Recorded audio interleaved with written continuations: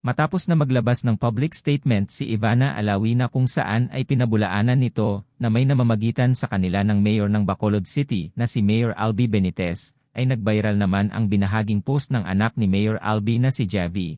Sa naunang post nito ay sinabi nitong, ayon sa ilan ay ito umano ang sagot ni Mayor Javi sa post ni Ivana na I can buy myself flowers.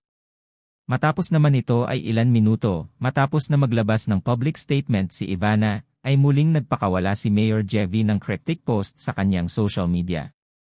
3 laughing emoji, bukod doon ay wala nang iba pang nakalagay sa post na ito ni Mayor Javi. Bago pa man ang mga sunod-sunod na cryptic post na ito ni Mayor Javi, ay nagpaabot na ito ng sweet na mensahe para sa kanyang ina na si Mrs. Nikki Benitez. Dito ay nagpapasalamat ito sa sakripisyong umano'y ginawa ni Mrs. Benitez para sa kanilang magkapatid. We're as shocked as everyone because this wasn't spoken about in private, but Mom, I want you to know that I thank you and love you for all that you have done for our family. We know how much you have sacrificed for me and Bettina. I am eternally grateful. Nauna rito ay ang pagkumpirma sa interview kay Mayor Albi na umano'y hiwalay na sila ng misis nito, bahagi ng naging pahayag ni Mayor Benitez na inilabas sa mga balita.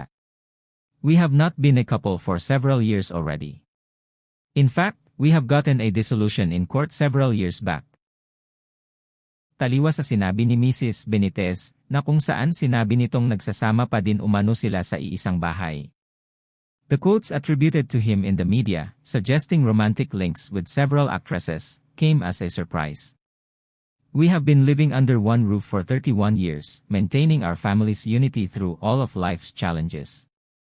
My commitment to handling our personal matters with dignity and respect remains unchanged.